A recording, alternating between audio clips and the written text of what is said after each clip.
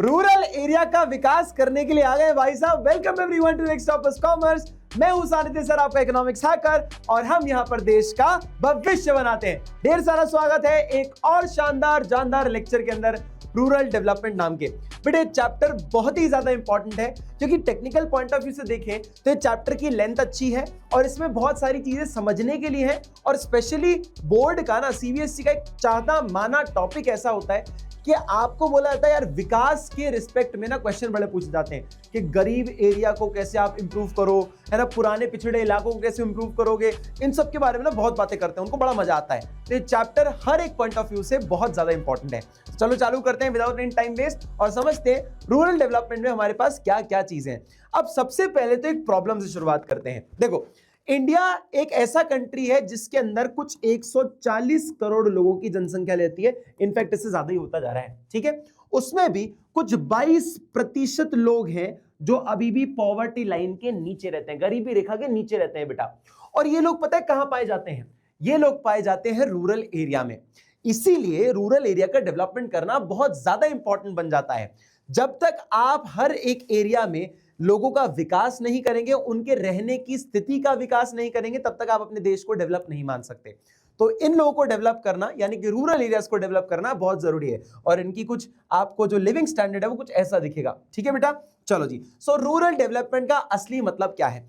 Rural development का मतलब यह है बेटा, it is a continuous and comprehensive social economic process.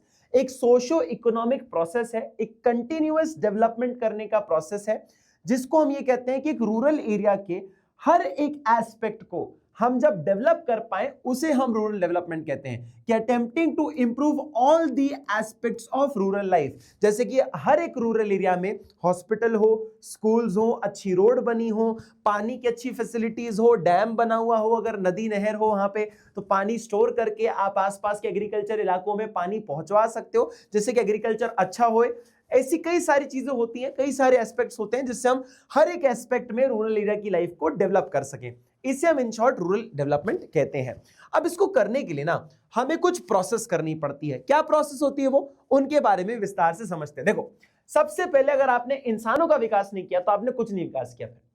अगर एक इंसान को अगर आपने पढ़ा लिखा दिया और उसका स्वास्थ्य की परवाह कर ली, तो अगर आदमी पढ़ा लिखा है और स्वस्थ है तो वो अपने एरिया को अपने आप डेवलप कर देगा। लेकिन उसकी सोच भी खराब है और उसका सेहत भी खराब है तो कुछ नहीं कर सकता, वो उस जगह को और बदतर ही बना देगा। आप सोचिए कि इमेजिन करिए गांव है जहां पे सिर्फ बीमार लोग रहते हैं, तो वहां पर आप क्या एक्सपेक्ट करोगे? क्या बिल्डिंग होगी? क्या नहीं। आपको लग रहा होगा कि झोपड़ी होंगी, उधर सब लोग बिस्तर पे पड़े हुए होंगे क्योंकि सब लोग बीमार हैं। तो ये एक मेजर रीजन होता है कि इंसान के स्वस्थ रहना और पढ़े लिखे रहने में बहुत बहुत ज्यादा इंपैक्ट आता है, ठीक है बेटा।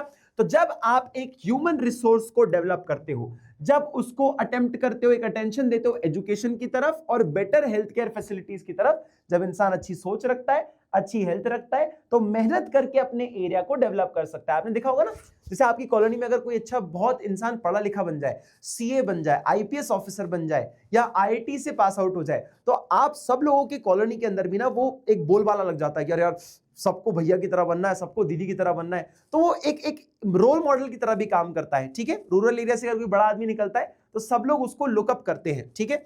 दूसरी चीज, वो सोच भी बदलता है। डेवलपमेंट ऑफ इंफ्रास्ट्रक्चर, इंफ्रास्ट्रक्चर का डेवलपमेंट करना बहुत जरूरी बेटा। रूरल एरियाज में जहां पे बच्चे पेड़ के नीचे पढ़ते हैं वहां पर एक प्रॉपर छत होनी चाहिए, कमरा होना चाहिए, एक इंफ्रास्ट्रक्चर होना चाहिए कि बारिश में भी बच्चे स्कूल आए, बिना भीगे, बिना किसी तूफान के, आंधी के वो पढ़ सके, है ना। एक हेल्थ केयर फैसिलिटीज हो जहां पे ऐसा ना हो कि भाई एक चिकित्सालय एक छोटा सा है जहां की दीवार भी कभी भी गिर सकती है और बेचारा नीचे बंदा जो है वो लेटा हुआ है बेड पे, मतलब ऐसी उसकी हालत खराब है, दीवार टूट गई तो और दिक्कत हो जाएगी ना बॉस। तो आपको इंफ्रास्ट्रक्चर फैसिलिटीज अच्छी करनी है। कैसे? आप अच्छा एक क्रेडिट सिस्टम रखो कि अच्छे से लोन मिल पाए लोगों को, मार्केटिंग अच्छी हो, ट्रांसपोर्टेशन फैसिलिटीज अच्छी होनी चाहिए, इरिगेशन फैसिलिटीज यानी कि सिंचाई करने के तरीके अच्छे होने चाहिए, इलेक्ट्रिसिटी हो, ये सब चीजें मानी जाती हैं इंफ्रास्ट्रक्चर में। लैंड रिफॉर्म्स, बेटा लैंड रिफॉर्म्स एक ऐसी चीज है, ये होना बहुत जरूरी है स्पेशली रूरल एरियाज में। क्यों? ऐसे लोग जो किसानी करते हैं, जिनकी जमीनें हैं, उनके लिए लैंड रिफॉर्म्स बहुत जरूरी है बेटा। जैसे पुराने जमाने में क्या होता था, जमींदारी सिस्टम था, तो जमींदारी सिस्टम में जो एक्चुअल लोग काम करते थे किसान, उनको बहुत एक्सप्लॉइट करा जाता था। तो उनको फेवर करने के लिए, उनकी आर्थिक स्थिति को सुधारने के लिए और उनको बेनिफिट करने के लिए कुछ लैंड रिफॉर्म्स होने चाहिए। लैंड रिफॉर्म्स का मतलब होता है कुछ ऐसी पॉलिसीज जो कि फार्मर्स को बेनिफिट करे। ठीक है बेटा, समझ आए। और चौथा पॉइंट है वेरी इंपॉर्टेंट, दैट इज गरीबी को हटाओ। जब तक आप इंसान का लिविंग स्टैंडर्ड इंप्रूव ना कर दो, उसको पढ़ा लिखा ना दो, उसकी हेल्थ बेटर ना कर दो, तो वो आदमी गरीब ही रहेगा। पढ़ लिख जाएगा तो अपने आप कमा खाएगा, उसकी गरीबी रेखा अपने आप हट जाएगी। तो बेसिक कॉन्सेप्ट ये है कि आपको गरीबी हटानी है। ये कुछ प्रोसेस होता है जिससे आप रूरल एरिया का डेवलपमेंट कर सकते हो। ठीक है बेटा, चलो जी। फिर आता है हमारे पास रूरल क्रेडिट। इंपॉर्टेंट नहीं, बहुत इंपॉर्टेंट पॉइंट है। देखो, जब बात आती है विकास की, तो विकास के लिए अपने को पैसा लगता है बेटा। और पैसा कहां से आएगा? जब रूरल एरिया की बात करें तो वहां पे तो वैसे ही पैसा नहीं है। तो इन लोगों को ना on a very regular basis, क्योंकि वैसे ही बहुत गरीब गरीब लोग रहते हैं, उनके पास पैसा है नहीं, तो वो आगे कैसे बढ़ेंगे? इनिशियली थोड़ा पैसा तो लगेगा ना बिजनेस स्टार्ट करने के लिए, एग्रीकल्चर करने के लिए। तो इनको रेगुलर पैसे की जरूरत पड़ती ही रहती है। इसको सुधारने के लिए क्या किया जा सकता है? देखो, रूरल क्रेडिट का पर्सपेक्टिव क्या होता है? Because farmers are in a very strong need of credit due to long time gestation period या गैप ड्यूरिंग क्रॉप सोइंग और रियलाइजेशन ऑफ द इनकम।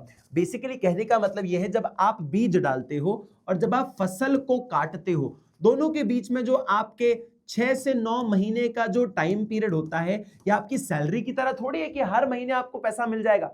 आपने जब बीज लगाया होगा उसके 6, 8, 9 महीने बाद आपको उस फसल कटेगी, मार्केट में बिकेगी, तब जाके आपको पैसा मिलेगा।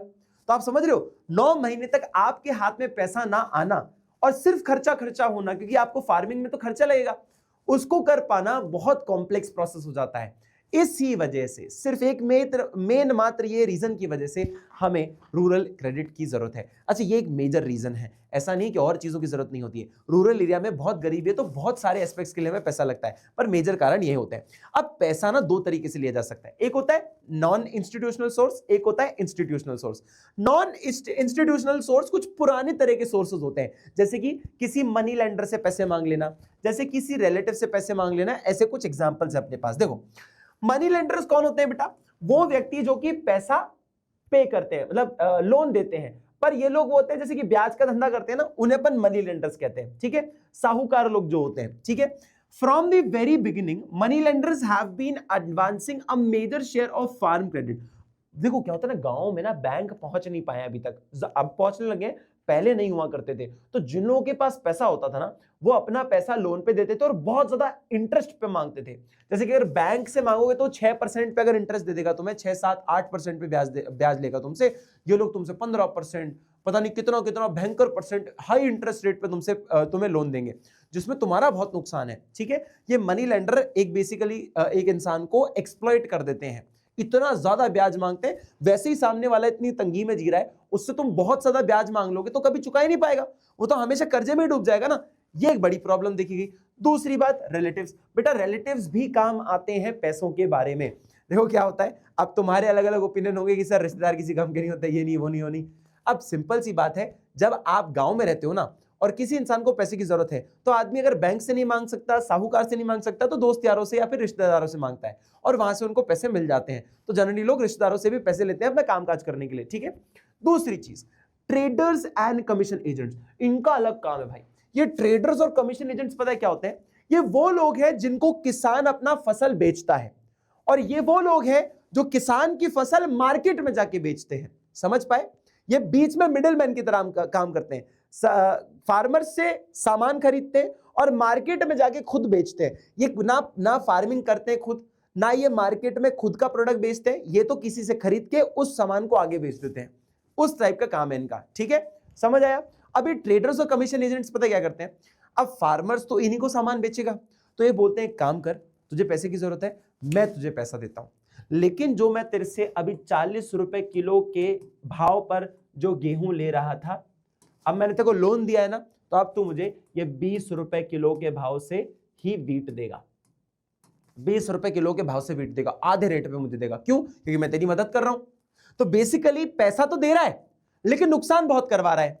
सस्ते दाम पे सामान खरीदने का गारंटी मांगता है कि मैं तेरे को पैसा, तेरे को अगर जरूरत है तो मैं दे दूंगा, लेकिन तेरे से मैं पर कम पैसे में तेरे से सामान लूंगा।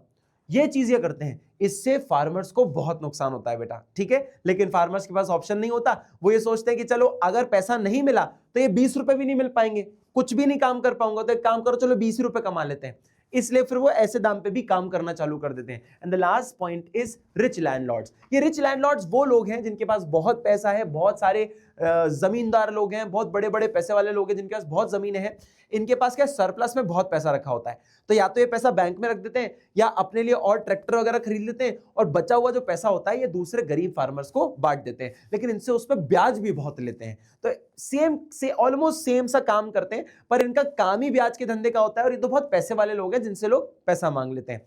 तो मेजर नॉन इंस्टीट्यूशनल सोर्स क्या होते हैं, ये होते हैं कि लोग जहां से इंस्टीट्यूट से अगर पैसा नहीं ले रहे हैं तो ये कुछ ऑप्शंस होते हैं जिनसे वो पैसा लेते हैं, ठीक है बेटा। अब एक मेजर चेंज आया 1969 में, जिसमें सारे जो बैंक्स थे हमारे पास, मेजॉरिटी जो मेजर बैंक्स थे, उनका नेशनलाइजेशन हो गया। नेशनलाइजेशन का मतलब होता है, प्राइवेटाइजेशन तुमने पढ़ा है, प्राइवेटाइजेशन का मतलब होता है गवर्नमेंट कंपनीज जब अपना कंपनी किसी प्राइवेट सेक्टर को बेच दे, अपना ओनरशिप किसी प्राइवेट सेक्टर को दे दे, उसे हम प्राइवेटाइजेशन कहते हैं। इसी का उल्टा जो होता है, अगर प्राइवेट सेक्टर या प्राइवेट कंपनी को सरकार खुद पूरी खरीद ले तो उसे हम नेशनलाइजेशन कहते हैं बेटा, ठीक है। अब 14 बैंक्स को नेशनलाइज किया गया 1969 में, और ये 14 बैंक्स पता है कौन कौन से, ये रही लिस्ट आपकी, या आपने सुन लिया होगा, ये नाम आपने काफी बार सुना भी होगा। Allahabad bank, bank of Baroda, Canara bank, bank of Maharashtra, central bank of India, Dena bank, Indian overseas bank, Punjab national bank, syndicate bank, union bank, united bank of India, UCO bank, bank of India. इनमें से तुम्हारे मम्मी पापा या दादा दादी के बहुत सारे खाते होंगे, क्योंकि उस टाइम पे यही मेजर बैंक्स हुआ करते थे, समझ आया। तो ये कुछ पुराने ऐसे बैंक्स हैं जो कि पहले प्राइवेट थे, लेकिन अब ये सरकार द्वारा ओन किए जाते हैं, और ये सरकारी बैंक ही होते हैं, आपको पता है ऑलरेडी, ठीक है। ये हुआ था एक मेजर चेंज 1969 में। कैन बी अ 3 मार्कर और not 3 marker, but MCQ based question तो हो सकता है ये आपके लिए, ठीक है बेटा, तो इसको जरूर याद रखना, क्लियर। अच्छा, ये हुआ क्यों, इसके पीछे का मेजर कारण ये भी था, एक one of the biggest reason ये था कि जो रूरल क्रेडिट सिस्टम है, जैसे कि ये मनी लेंडर्स, रिच लैंडलॉर्ड्स, रिश्तेदारों से पैसे लेना, ये बहुत ही ज्यादा फार्मर्स को नुकसानदायक होता था। तो सरकार ने सोचा कि हम ही बैंक बना लेते हैं हमारे, या इन बैंकों को हम खरीद लेते हैं और गांव-गांव में लोन बांटने का काम दे देते हैं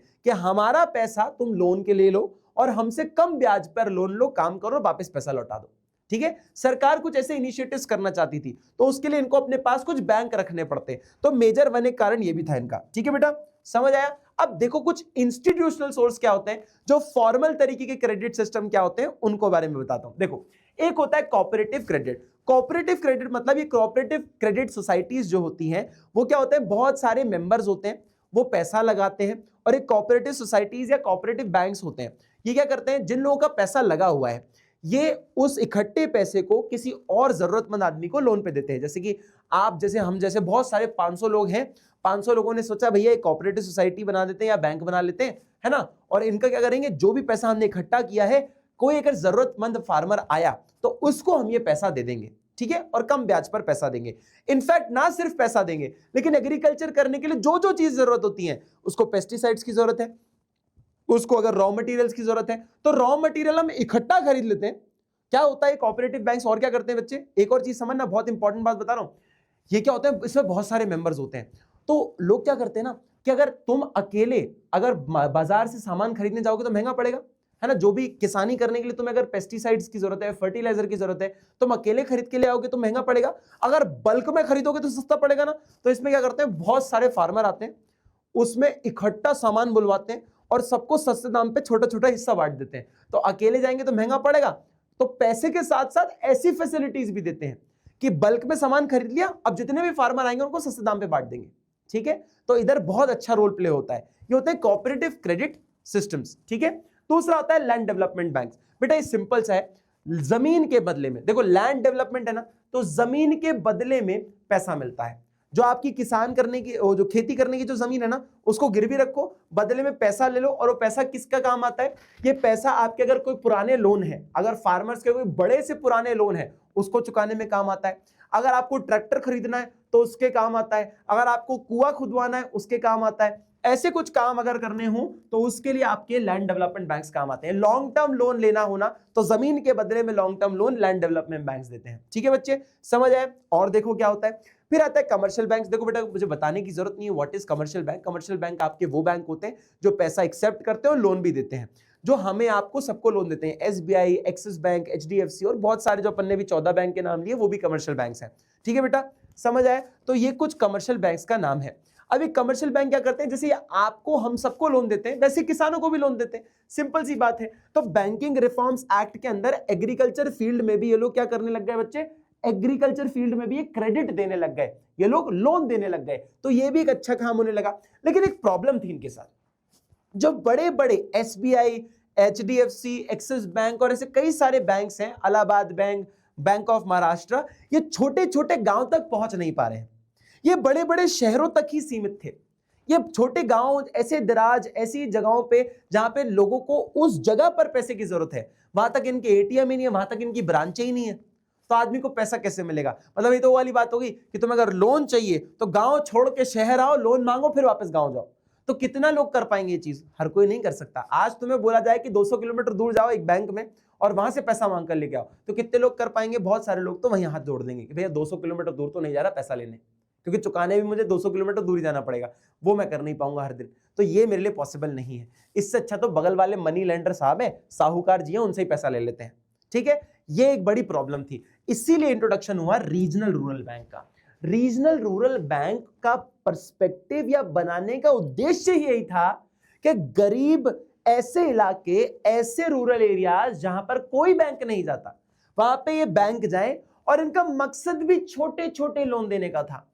ये तो चलो, इनसे भी आप बहुत बड़े बड़े लोन मांग सकते हो, बहुत बड़ा बड़ा अमाउंट मांग सकते हो। इनका पर्पस ही बनाया गया है कि स्मॉल फार्मर्स, मार्जिनल फार्मर्स को जो छोटे छोटे अमाउंट की जरूरत है उनको बांटने के लिए आप रीजनल रूरल बैंक्स बनाइएगा। ठीक है, as a supplement to commercial bank. Commercial bank का एक सब्स्टिट्यूट था, सप्लीमेंट था, that regional rural bank have also been opened their banking services meant for small and marginal farmers, जो मैंने आपको भी बताया। ठीक है बेटा, समझ आया? चलो जी, नेक्स्ट पॉइंट देखते हैं। गवर्नमेंट, अब सरकार भी लोन देती है, लेकिन सरकार ना इमरजेंसी के लिए लोन देती है। अगर कोई आपातकालीन स्थिति आ जाए उसमें आपका मदद करती है। जैसे कि मान लीजिए अगर आपके गांव में, आपके खेती पे बाढ़ आ गई, सूखा पड़ गया, कोई भुखमरी आ गई, ऐसी अगर कोई सिचुएशन हो गई, इन्हें हम क्या बोलते हैं? तकावी लोन्स बोलते हैं। तकावी लोन्स यानी कि जो इमरजेंसी के टाइम पे या अर्जेंसी के टाइम पे अगर आपको जरूरत पड़ रही है पैसे की, तब ये सरकार लोन देती है, और बहुत कम ब्याज पर लोन देती है, जैसे कि 6% के आसपास का ब्याज लेती है। ये बहुत कम माना जाता है बेटा। ठीक है, तो गवर्नमेंट भी लोन देती है पर जरूरत के लिए, है ना, जब इमरजेंसी कंडीशन हो तब देती है लोन। ठीक है, अब आता है एक बहुत ही important part, that is NABARD. NABARD एक ऐसा पार्ट है जो कि आपके एग्जाम में बहुत हाईली आस्क्ड चांसेस में से है। ये इतना जरूरी है, इतना जरूरी है, इतना जरूरी है कि इसके बारे में क्या बताऊं। इट्स लाइक एग्रीकल्चर सिस्टम का आरबीआई है। जैसे बैंकिंग सिस्टम का आरबीआई भगवान होता है, फादर ऑफ फादर होता है, बैंकों का बैंक होता है, वैसे ही नाबार्ड जो है एग्रीकल्चर सेक्टर का दादा है भाई साहब। ये वहां का रूलिंग मेंबर है। ये ऐसा क्यों होता है बेटा? क्योंकि यही एक मेजर इंस्टीट्यूशन या एपेक्स बॉडी है जो कि क्रेडिट सिस्टम जो होता है ना, उसको चलाने के लिए रिस्पॉन्सिबल है। ये आया कब? 12 जुलाई 1982। 12 जुलाई 1982 को पार्लियामेंट में एक्ट पास हुआ और एस्टैब्लिश किया गया नाबार्ड। नाबार्ड का मेजर उद्देश्य क्या है? इसका आप लोग फुल फॉर्म भी याद करना, ठीक है, जरूरी है। National bank for agriculture and rural development. कई बार हो सकता है बहुत सिंपल क्वेश्चन फेंक के मारे और वही अपन से नहीं बना तो क्या होगा? दैट इज नाबार्ड का फुल फॉर्म, तो याद होना चाहिए, एस्टैब्लिशमेंट डेट भी याद होनी चाहिए। ठीक है, इसका उद्देश्य क्या है मैं आपको एक शॉर्ट में बताता हूं। ये क्या करता है, बहुत सारे क्रेडिट जो फैसिलिटीज या जो बैंक्स होते हैं ना, जो पैसा प्रोवाइड करते हैं, उनके साथ इसने पार्टनरशिप करी हुई है। जैसे मान लो एक, मैं जब CS लेवल पे हम लोग ये डेटा पढ़ाते थे तो कुछ 4000 से भी ज्यादा ऐसे फाइनेंशियल इंस्टीट्यूशंस हैं जिनके साथ इसने पार्टनरशिप कर रखी है। और ये क्या पार्टनरशिप करता है पता है? ये 4000 ऐसे फाइनेंशियल इंस्टीट्यूशन को बोलता है तुम गांव गांव जाओ और वहां पे जो जरूरतमंद लोग हैं उन तक ये पैसा पहुंचाओ जिनको जरूरत है। और अगर तुम्हारे पास पैसा खत्म हो जाए तो डरना मत, मैं तुम्हें फाइनेंस कर दूंगा, मैं तुम्हें पैसा दे दूंगा आगे और लोगों को पैसा पहुंचाने के लिए। इसकी मदद से ही नाबार्ड है, ये इस ऑब्जेक्टिव को, पूरे इस उद्देश्य को चलाता है। पूरे क्रेडिट सिस्टम को चला रहा होता है। ये बहुत ज्यादा इंपॉर्टेंट है, ठीक है। और ये इनफैक्ट ये नहीं करता, इसके साथ ये भी देखता है कि जिसको मैंने पैसा दिया है उसने सही जगह इस्तेमाल किया कि नहीं, मतलब एग्रीकल्चर वाला जो बंदा है, फार्मर जो है, उसने सही तरीके से पैसा इस्तेमाल किया कि नहीं किया, उसने उस पैसे का दुरुपयोग तो नहीं कर लिया।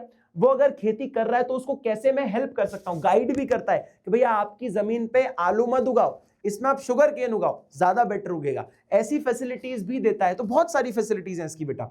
NABARD for agriculture and rural development, it is the apex bank, जैसा मैंने आपको बताया आरबीआई के लिए, ठीक है। समझ आया बच्चे? ये क्या करता है, कोऑर्डिनेट करता है ऑल रूरल क्रेडिट इंस्टीट्यूशन, सारे क्रेडिट इंस्टीट्यूशंस को ये रेगुलेट करता है, कोऑर्डिनेट करता है। It's main objective is to strengthen and cooperative commercial banks and RRBs. RRBs यानी regional rural bank, commercial bank, cooperative banks, इन सबको स्ट्रेंथन करना कि हर एक गांव के हर एक किसान तक लोन पहुंच पाए।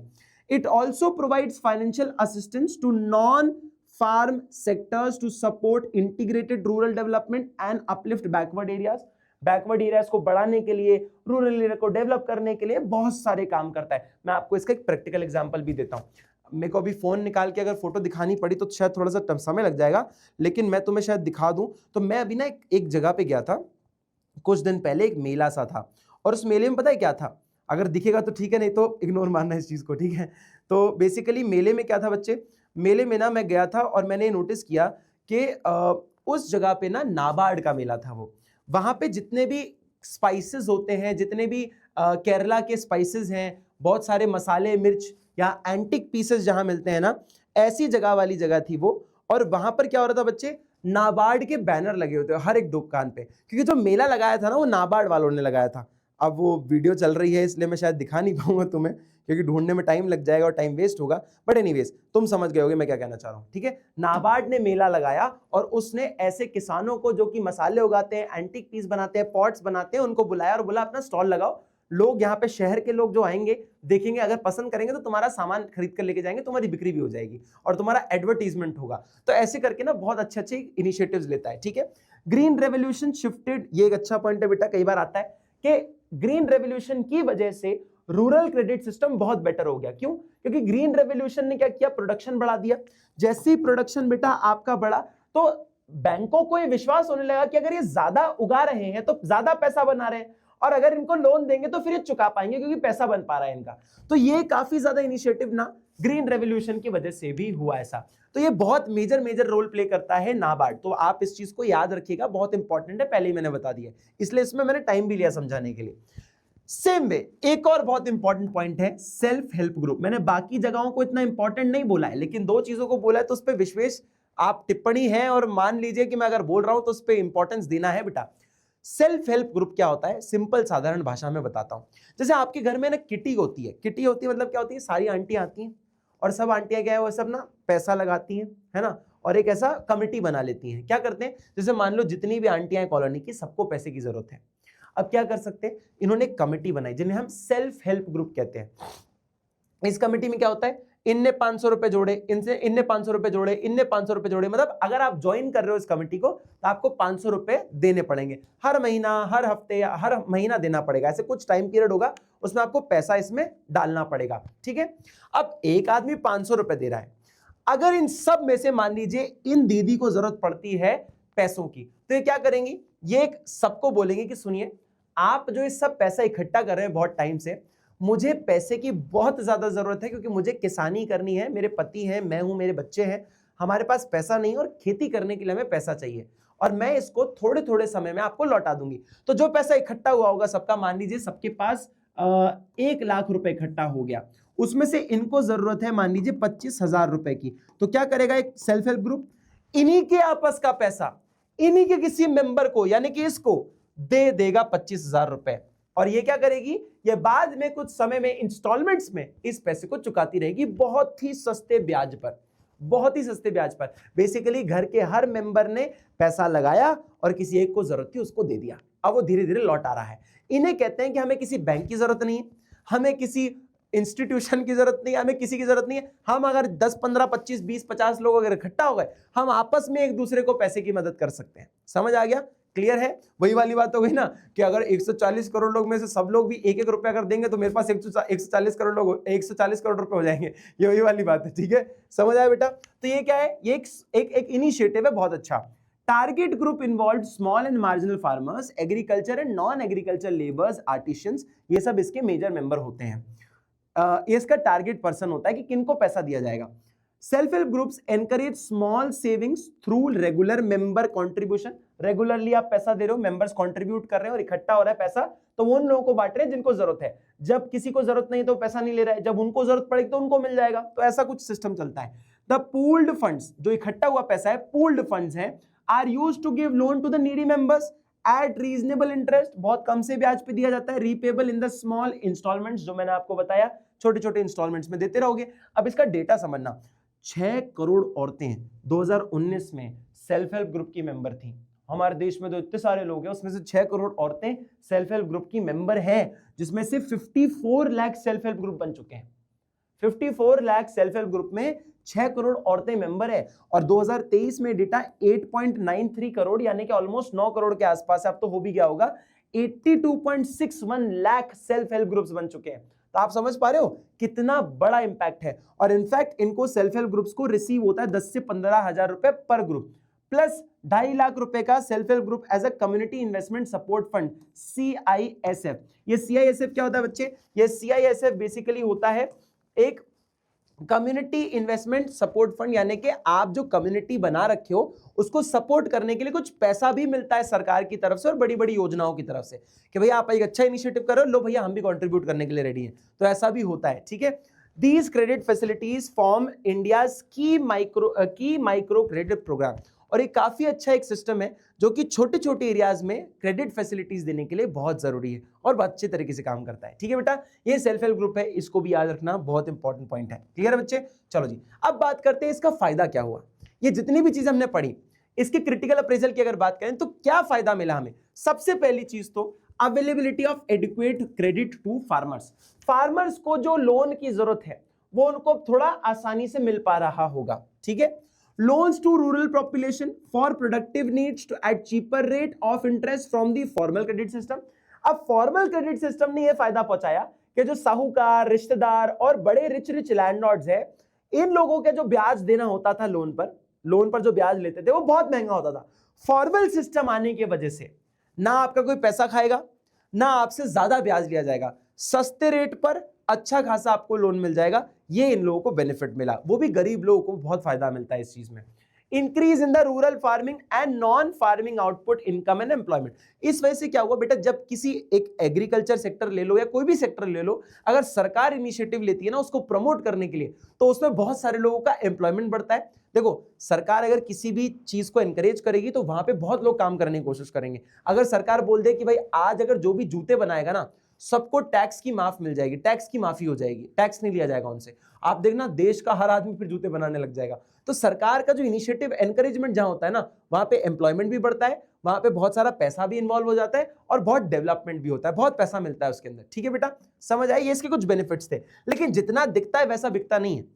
बहुत प्रॉब्लम्स हैं जो अभी भी स्टिल फेस करी जाती है, तभी तो हर एक एरिया डेवलप नहीं है रूरल एरिया का। समझ पाए? ये कुछ मेजर प्रॉब्लम है जिसके बारे में डिटेल डिस्क्रिप्शन बताता हूं तुम्हें। देखो, सबसे पहले इनएफिशिएंसी। सबसे पहले तो इनएफिशिएंसी किस चीज में? Farmers need funds due to long gestation period and the volume of rural credit in the country is still inefficient in comparison to its demand.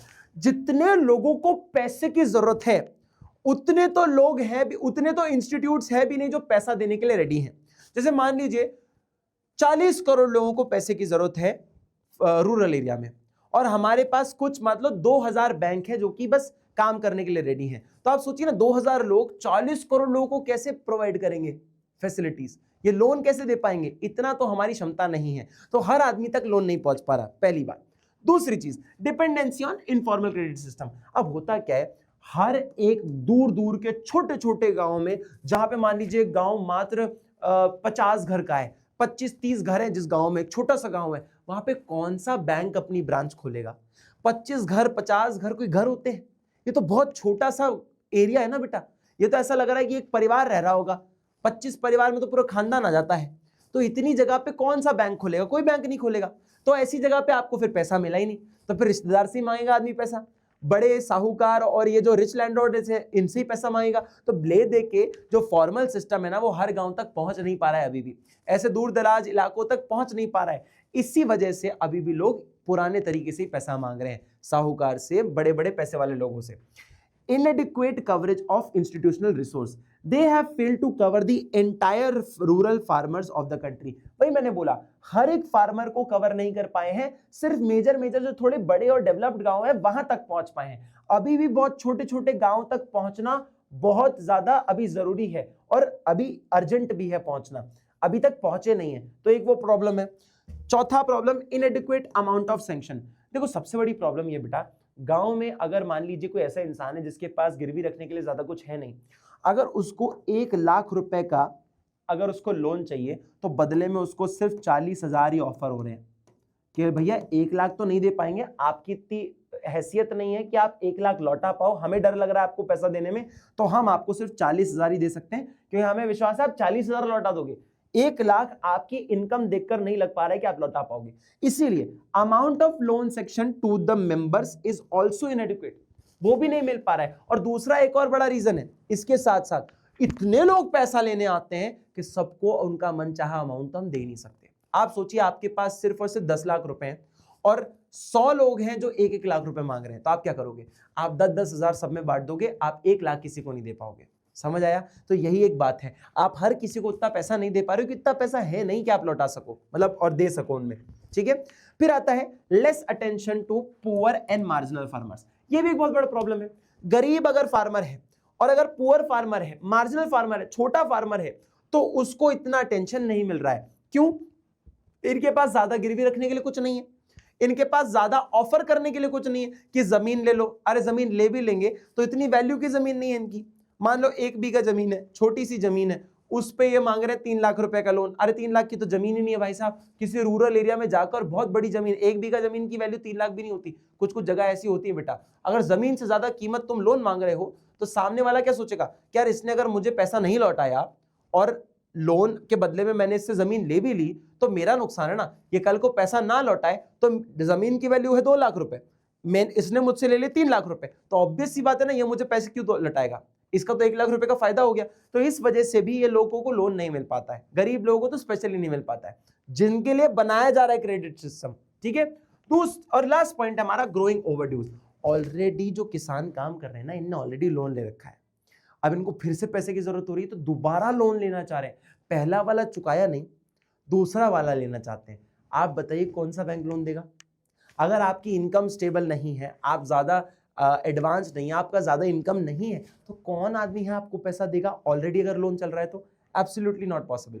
तो इसीलिए अगर आपकी पेइंग कैपेसिटी इतनी नहीं है तो आपको दोबारा लोन नहीं मिलेगा, और ऑलरेडी आप डिफॉल्टर हो, ऑलरेडी आप पैसा नहीं दिए हो पिछले वाले बैंक का, पिछले लोन का, तो आपको फिर से पैसा नहीं मिलेगा।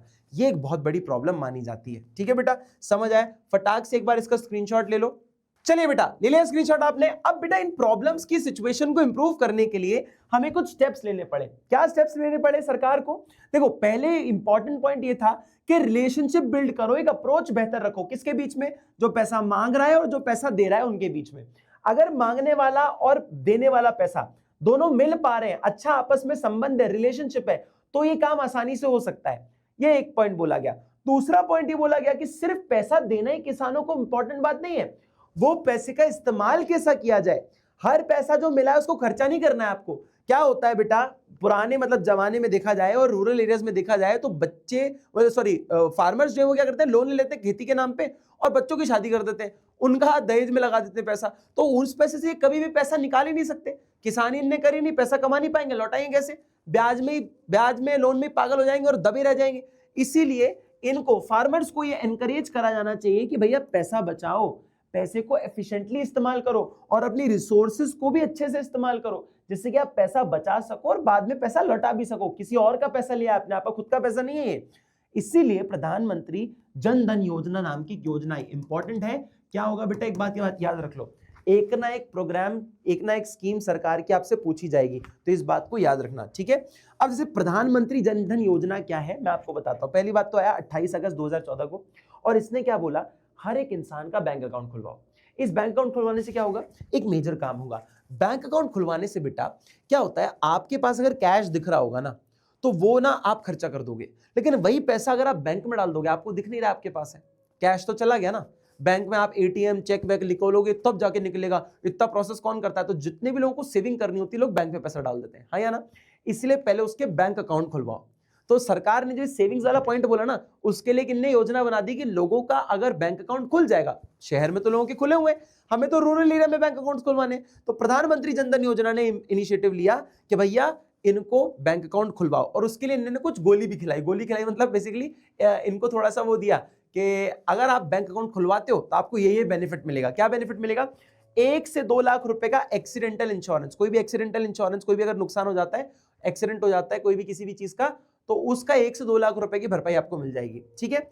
और आप 10,000 रुपए तक का ओवरड्राफ्ट फैसिलिटी ले सकते हो। ओवरड्राफ्ट तुम्हें ऑलरेडी पता है क्या होता है। अगर आपका बैंक बैलेंस 0 है और आप चाहते हो कि मैं इसमें से फिर भी पैसा कुछ निकाल लूं, तो नेगेटिव बैलेंस आप 10,000 रुपए तक का निकाल सकते हो, कि 10,000 रुपए तक का आप पैसा निकाल कर ला सकते हो, ठीक है। पेंशन हो, वेजेस हो, कोई भी टाइप का आपका पैसा आना हो या जाना हो, वो भी किया जा सकता है विदाउट एनी प्रॉब्लम, ठीक है। अब होता है बैंक अकाउंट को खोलने में ना आपको कुछ पैसा सिक्योरिटी डिपॉजिट या फिर बोलूंगा बैलेंस मेंटेन करने के लिए आपको रखना पड़ता है, कि अगर आपने 3,000 रुपए से कम रखा तो आपका पैसा कटेगा, बैंक आपका पैसा काटता है। तो सरकार ने बोला इन लोगों के लिए 0 बैलेंस मेंटेन रखो, कोई पैसा मत काटो अगर इनका मिनिमम बैलेंस मेंटेन नहीं हो पा रहा है, तो एटलीस्ट इनका बैंक खुलवाओ। तो no minimum balance is required, कोई मिनिमम बैलेंस रिक्वायर की जरूरत नहीं है। 40 करोड़ कुछ ऐसे अकाउंट खोले गए जिसमें कम से कम भी 1,40,000 करोड़ के आसपास के ट्रांजैक्शन भी हुए। तो आप समझ पा रहे हो इस एक इकलौती योजना ने कितने सारे बेनिफिट्स दिए। ये कुछ सिचुएशंस को इंप्रूव करता है, ऐसे कुछ एक्शंस आपके, ठीक है। अब आता है तनवा। अब तनवा क्या है बच्चे? Tamil Nadu women in agriculture. ये तनवा का पूरा मोटिव ये था कि जो तमिलनाडु की औरतें थी जो कि घर की कंडीशन को बेटर बनाना चाहती हैं। क्या हो रहा था ना, सिर्फ मर्द काम कर रहे थे, औरतें घर में बैठी हुई थी, और घर के अगर 5 या 10 15 लोग हैं और उसमें से एक आदमी कमाता है या 2 आदमी कमाते हैं, तो उस घर की आर्थिक स्थिति बहुत अच्छी हो नहीं सकती, क्योंकि एक आदमी पर 15 लोगों का बर्डन है, 7 लोगों का, 8 लोगों का बर्डन है। इसलिए औरतों ने सोचा एक काम करते हैं, लेट 80s में इन्होंने इनिशिएटिव लिया कि हम क्या करेंगे, मॉडर्न और ऑर्गेनिक फार्मिंग को प्रमोट करेंगे। ये क्या करते हैं बच्चे, ये विमेन को इंक्रीज करते हैं प्रोडक्टिविटी और फैमिली इनकम के लिए, कि औरतों से काम करवाते हैं और औरतें काम करती हैं मिलकर साथ में। जैसे सेल्फ हेल्प ग्रुप होता है ना, वैसे ही बहुत सारी औरतें इकट्ठा होती है, किटी बनाती हैं और उसमें कुछ काम सीखती हैं। काम किस सेंस में सीखती है? ऑर्गेनिक और मॉडर्न फार्मिंग की तरह से। और ये कुछ चीजें क्या बनाती है मैं भी आपको बता रहा हूं आगे। तिरुचिरापल्ली एंथोनोमियल group train women to make and sell vermicompost. ये तिरुचिरापल्ली एक जगह है, वहां पर क्या होता है, वर्मी कंपोस्ट बनाए जाते हैं। वर्मी कंपोस्ट क्या होता है बेटा? एक मैन्योर, एक खाद की तरह काम करता है। इसमें अर्थवॉर्म्स होते हैं, ये सॉइल की क्वालिटी को इंप्रूव करता है। तो जब भी आप ये वर्मी कंपोस्ट डालते हो, आपके जो सॉइल क्वालिटी है बेटर होता है, उपजाऊता बढ़ती है जमीन की और पौधे की कंडीशन बढ़ जाती है, एग्रीकल्चर अच्छा होता है, ठीक है। Women formed farm groups just like self help group for saving and micro credit, कि अगर मान लो किसी को पैसे की जरूरत है तो सेल्फ हेल्प ग्रुप जैसे इन्होंने भी एक ऐसा सिस्टम बना रखा है। दूसरा, the saving support small activities like mushroom cultivation, soap making and doll making. तो ये क्या काम करते हैं? जिनकी सेविंग्स है, इनसे डॉल्स बनाते, गुड़िया बनाते हैं, है ना, इससे साबुन बना देते हैं, इससे तुम्हारे मशरूम का कल्टीवेशन करते हैं, मशरूम फार्मिंग करते हैं। तो ऐसे कई सारे काम है। तनवा भी काफी अच्छा पॉइंट है, इसको भी पढ़कर जाना, ठीक है बेटा, समझ आया। और मैं आपको पहले ही बोल रहा हूं, एक ना एक चीज तो ऐसी पूछी जाएगी आपसे, क्लियर। चलो भैया, अब आता है agriculture marketing. What is the agriculture marketing? ये बेसिकली एक प्रोसेस है जो ये बताता है कि आप जैसी फसल को काटो, उसको पैकेज करो, उसको ट्रांसपोर्ट करो, स्टोर करो, मार्केट में जाकर बेचो। ये जो पूरा प्रोसेस होता है ना, तोड़ने से लेके, पैक करने से लेके, ट्रांसपोर्ट करने से लेके बेचने तक का पूरा प्रोसेस ही एग्रीकल्चर मार्केटिंग कहलाता है। Agriculture marketing is a process that involves assembling, storing, processing, transporting, packaging, grading and distribution of different agriculture commodities across the country। वो होता है ना कि सेब तो वैसे कश्मीर में उगते हैं लेकिन बिकते पूरे इंडिया में है, संतरे नागपुर से आते हैं लेकिन बिकते पूरे इंडिया में है, आम रत्नागिरी से आ रहे हैं लेकिन बिकते पूरे इंडिया में। उसका रीजन यही होता है, ये प्रोसेस होता है एग्रीकल्चर मार्केटिंग, बनता है एक जगह, बिकता पूरे देश में है और इनफैक्ट विदेशों में भी बिकता है। चलो बेटा, अब आता है problems faced by farmers. Farmers को क्या प्रॉब्लम फेस करनी पड़ रही? देखो, अब रूरल एरिया के बारे में बात करो तो दिक्कतें बहुत आएंगी, तो उन सबको याद रखना पड़ेगा। सबसे बड़ा प्रॉब्लम है मैनिपुलेशन बाय बिग ट्रेडर्स। बड़े ट्रेडर्स क्या करते हैं, ये लोग एक्चुअली में बनाते तो है नहीं सामान, है ना ही ये लोग एक्चुअली में मार्केट में, अच्छा हाँ, मार्केट में जरूर सेल करते हैं। करते क्या है बेसिकली, किसान से खरीदते हैं कोई भी चीज, मान लो 10 रुपए के रेट पे, है ना ये लोग, और ये बनाने वाले तो है नहीं, ये तो सिर्फ खरीदते हैं सस्ते दाम पे, और मार्केट में खुद जाके 50 रुपए किलो पे बेच देते हैं, 40 रुपए का मोटा मोटा फायदा लेते हैं। जबकि ना ये बनाने वाला ना खुद मेहनत करने वाला, सिर्फ ये सामान खरीद के आगे बेच रहा है, उसमें ज्यादा पैसा कमा रहा है। तो फार्मर्स को इससे बहुत नुकसान होता है। इसीलिए फार्मर्स को भी इन्वॉल्व करना चाहिए इस पूरी प्रोसेस में कि यार मार्केट में कितने का बिक रहा है मेरा सामान, मैं इसको कितने में बेच रहा हूं, इसकी इंफॉर्मेशन इसको होनी चाहिए। दूसरा पॉइंट ये है लैक ऑफ मार्केट इंफॉर्मेशन। इन्हें इतनी पता ही नहीं है मार्केट में इन्हीं का प्रोडक्ट कितने में बिक रहा है। अगर ये पता हो तो खुद ना चले जाए काम करने के लिए, ठीक है, खुद ना चले जाए इनके लोग काम करने के लिए। सबसे बड़ा प्रॉब्लम यही होता है इनके पास, ठीक है। दूसरी बात और क्या बोल रहा है बच्चे, दूसरा बोल रहा है दे ऑल्सो, हाँ सॉरी, तीसरा point lack of storage facilities. इनके पास सामान को स्टोर करने के लिए फैसिलिटीज इतनी नहीं है। वेयर हाउसिंग फैसिलिटीज बहुत महंगी भी होती है और हर आदमी को मिल भी नहीं पा रही है। इसलिए कहा भी जाता है कि 10% जो सामान बना रहा है किसान, वो तो वेस्ट ही चला जाता है, क्योंकि हमारे पास क्या है बेटा, हमारे पास इतना स्टोरेज का फैसिलिटी ही नहीं है। अनाज बहुत बनता है और स्टोर करने की जगह है नहीं। ये कुछ मेजर प्रॉब्लम है जो रूरल एरियाज में फेस करनी पड़ती है एग्रीकल्चर मार्केटिंग सिस्टम को, ठीक है। इसको सुधार करने के लिए क्या करना पड़ेगा, इन सब चीजों को सुधार कर दो, सुधार हो गया। बिग ट्रेडर्स को हटा दो, बेसिकली हटाओ, या फिर ऐसा बोलो इनके साथ एक मीटिंग बनाओ, एक रेगुलेटेड मार्केट्स बनाओ। एक रेगुलेटेड मार्केट्स का मतलब यह है जहां पे ट्रेडर्स भी आकर बैठे, किसान भी आकर बैठे, और आपस में पहले डिस्कस हो कितने में मार्केट में तुम सामान बेचोगे, हमें कितने में बेचोगे, इसका पूरा प्रॉपर डिस्कशन होना चाहिए, ट्रांसपेरेंसी होनी चाहिए, ठीक है, पारदर्शिता होनी चाहिए कि आप मुझसे कितने में ले रहे हो, मार्केट में कितने में बेच रहे हो, इसका भैया हिसाब किताब सबको पता होना चाहिए। Regulated markets have been organized with a view to protect the farmers from the malpractices of brokers and seller. Seller और ब्रोकर जितनी शाड़पत्ती करते हैं ना, ये सबको ट्रांसपेरेंट रखना पड़ेगा। ये एक मेजर पॉइंट जो है इसको सॉल्व करा। दूसरा पॉइंट ये बोल रहे हैं भाई फैसिलिटीज को बढ़ा लो ना यार, अगर स्टोर नहीं कर पा रहे हो, खाना वेस्ट जा रहा है तो मत करने दो, फैसिलिटीज बढ़ाओ, स्टोरेज फैसिलिटीज बढ़ाओ, गोडाउन्स बढ़ाओ, कोल्ड स्टोरेजेस बनाओ, जैसे कि जो सामान ठंडी चीजों में ठंडे पे रखना पड़ेगा वरना खराब हो जाएगा, ऐसे कोल्ड स्टोरेज बनाओ, ये सब चीजें बनाओ, तभी जाके आप इस सिस्टम को बेटर कर पाओगे, ठीक है। और दूसरा है, तीसरा पॉइंट है कोऑपरेटिव मार्केटिंग। अच्छा, इसका बेस्ट एग्जांपल पता है क्या है, अमूल। अमूल एक बेस्ट एग्जांपल है कोऑपरेटिव मार्केटिंग का। अमूल कोई कंपनी नहीं है, it is a cooperative society. बहुत सारे जो डेयरी वाले लोग हैं, जो कि दूध की डेयरी चलाते हैं, उन सब ने इकट्ठा मिलकर एक अमूल नाम का एंटिटी बनाया हुआ है। ये कोऑपरेटिव सोसाइटी क्या करता है, जितने भी डेयरी फार्मर्स हैं, गुजरात की एसोसिएशन है ये, जितने भी डेयरी फार्मर्स हैं उन्होंने कोऑपरेटिव सोसाइटी बनाया, सब अपना दूध एक साथ इकट्ठा करते हैं और एक बेटर प्राइस में मार्केट में बेचते हैं कि 65 रुपीज का वो लाल वाला पैकेट आएगा, 66 रुपीज का वो लाल वाला पैकेट आएगा 1 लीटर का, और वो बेटर प्राइस इनको मिल पाती है क्योंकि इन्होंने एक एसोसिएशन बना के रखा हुआ। आप सोचो, इनका दूध दुनिया भर में बिक रहा है, देश विदेश में बिक रहा है, विदेश भी जा रहा है इनका दूध। तो आप समझ पा रहे हो कितना बड़ा इंपैक्ट है। ये अमूल का स्ट्रांगनेस है, ये कोऑपरेटिव मार्केटिंग का एक बड़ा बेहतरीन एग्जांपल है। अगर मान लो कोई डेयरी फार्मिंग के लिए अगर कोई प्रोडक्ट्स भी चाहिए तो इकट्ठा बल्क में खरीदते हैं और सबको बहुत सस्ते दाम पे बांट देते हैं। ये सब बेनिफिट्स इनको इससे मिलते हैं। तो ये सॉल्यूशंस मिल गए आपको, अच्छे मेजर्स मिल गए, ठीक है बेटा। चलो जी, इसके बाद आता है डिफरेंशियल पॉलिसी इंस्ट्रूमेंट। ये डिफरेंशियल पॉलिसी इंस्ट्रूमेंट कैसे बचाता है हमारे एग्रीकल्चर मार्केटिंग को? सबसे पहले तो आता है हमारे पास मिनिमम सपोर्ट प्राइस। बहुत ही इंपॉर्टेंट पॉइंट है, पढ़कर जाना ही जाना। What is this minimum support price? क्यों हल्ला होता है इस चीज पे बहुत? देखो, अगर मार्केट पे मान लीजिए गेहूं का रेट है 10 रुपए किलो, 10 रुपए किलो जो है गेहूं का रेट चल रहा है वीट का। अब किसान ने जैसे ही रेट पढ़ा, उसका तो भाई साहब माथा ही खराब हो गया। 10 रुपए किलो का उसका गेहूं बिकेगा तो आदमी बनाएगा क्या और खाएगा क्या? उसका तो वैसे ही दिमाग खराब हो गया कि मैं इतनी मेहनत क्या 10 रुपए किलो गेहूं के लिए करूं, मैं तो इसमें मेरी लागत ही नहीं निकल पा रही है, मुझे तो कितना नुकसान हो रहा है कि मेहनत करने के बाद मैं नुकसान में हूं, ऐसा क्या करूंगा, फिर मेहनत ही नहीं करनी मुझे। इसीलिए सरकार इनको एक एमएसपी देती है। एमएसपी का मतलब है कि अगर मार्केट में बहुत ही सस्ते दाम पे अगर चीज बिक रही है ना बॉस, तो एक काम कर, तो सरकार को 40 रुपए किलो में बेच दे।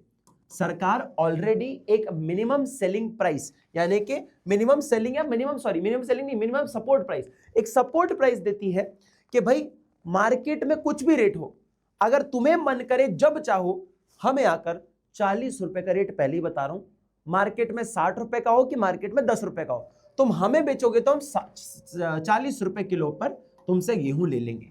ठीक है। अब एक फार्मर क्या करता है, फार्मर ये देखता है अगर मार्केट में 10 रुपए रेट चल रहा है, 20 चल रहा है, 30 चल रहा है तो सरकार को बेच दो, अगर मार्केट पे 60 चल रहा है, 70 चल रहा है तो मार्केट में बेचो, सरकार को क्यों बेच रहे हो। तो एक फार्मर को सिक्योरिटी मिल जाती है कि मेरे को नुकसान नहीं होगा, तो एक चीज से यहां पे आपको बेनिफिट मिलता है। दूसरा है मेंटेनेंस ऑफ बफर स्टॉक। अब जो डर लग रहा था ना कि आपका सामान वेस्ट हो जाएगा, सरकार ये स्टॉक खरीद लेती है। अब सरकार को जब बेचते हो तो वो जो सामान बिका उसका सरकार क्या करती है, सरकार उसका बफर स्टॉक बनाती है। बफर स्टॉक का मतलब होता है बेटा एक ऐसा स्टॉक जो कि इमरजेंसी कंडीशन में, आपातकालीन स्थिति में, या फिर आपको अगर कोई भी अर्जेंट जरूरत है ना, कहीं पे बाढ़ आ गई, कहीं पे भूखमरी आ गई, कहीं पे सूखा पड़ गया, वहां पर अगर आपको खाना पहुंचवाना है तो आप ये बफर स्टॉक की मदद से पहुंचवा सकते हो। ठीक है। और फिर last point that is public distribution system. ये सिंपल सी चीज है बेटा, आपने सुना होगा जिसको कहते हैं राशन शॉप्स। ये राशन शॉप्स क्या होते हैं बेटा, ये राशन शॉप्स, या फिर आपने सुना होगा ना, ये देखो राशन शॉप्स लिखा हुआ है ना, ये राशन शॉप्स होती है। राशन शॉप्स यानी कि राशन कार्ड जिनके पास होता है उनको वही चावल जो 40 रुपए किलो में तुम और हम खरीदते हैं, वही जो लोग बिलो पॉवर्टी लाइन लोग हैं, जिनके पास उनकी आर्थिक स्थिति इतनी अच्छी नहीं है, उनको सेम चावल, शक्कर, जो उनको केरोसिन ऑयल खाना बनाने के लिए जो चाहिए, मिट्टी का तेल जिसको कहते हैं, ये सब चीजें उनको 1 रुपए, 2 रुपए, 3 रुपए, 4 रुपए में मिल जाएगी, क्योंकि इनकी लिविंग स्टैंडर्ड इतना अच्छा नहीं कि अपनी रोजमर्रा की जरूरत भी पूरी कर पाए। तो सरकार इनको क्या करती है, सस्ते दाम पर, अगर आपके पास राशन कार्ड है तो सस्ते दाम पे आपको राशन मिल जाता है।